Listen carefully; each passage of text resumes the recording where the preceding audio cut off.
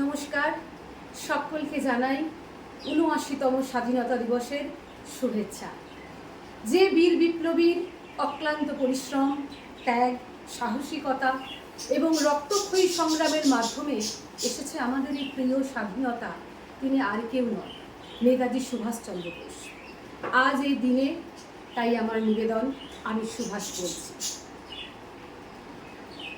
তোমার পাথরে দিয়েছি মালা, এত মালা, এত ফুল, তুমি ঢাকা পড়ে গেছো। তুমি পাথর না হলে রাগ করতে। ৫৬ বছর আগের এক মধ্যরাতে এলগিন রোডের ৩ তলার ঘরে আলো জ্বলছিল। চাদর গায়ের এক ছায়ামূর্তি পায়চারি করছিল অবিরাম। বাইরের রাস্তায় ইংরেজ পুলিশের চর সতর্ক সজাগ চোখে দেখছিল। তার সব সতর্কতাকে বুদ্ধ বানিয়ে তুমি তখন অন্ধকার চিরে ছুটে চলেছ আলোর পথে। দেশের মানুষ কাকপক্ষীও টের পায়নি।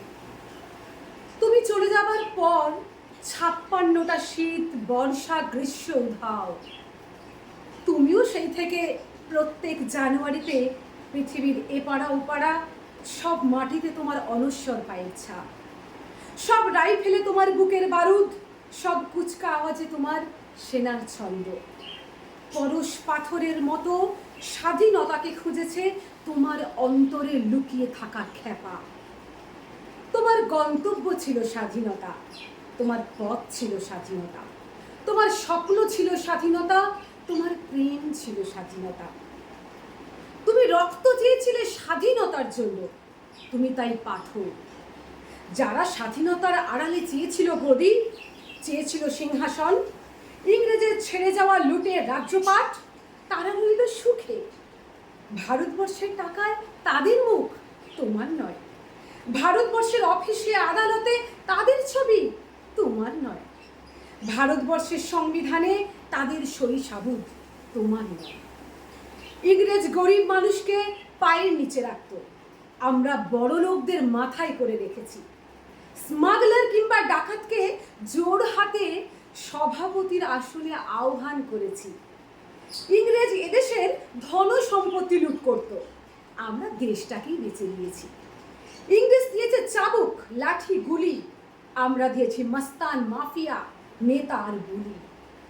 ইংরেজ দিয়েছে কালা পানি, সেলুলার জেল, আমরা দিয়েছি টিভিতে সুপারহিট মোকাবিলা। আর আইনসভায় আয়ারাম গয়ারামের খেল।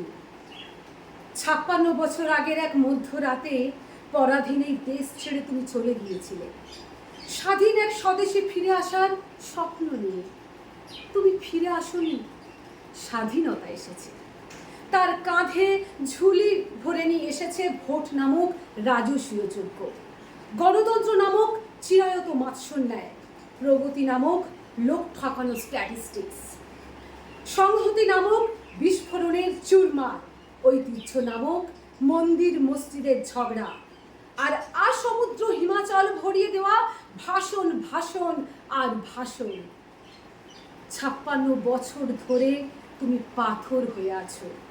৫৬ বছর ধরে ভারতবর্ষ অধীর অপেক্ষায় কান পেতে আছে।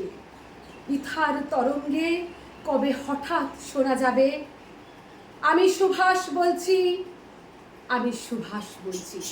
নমস্কার।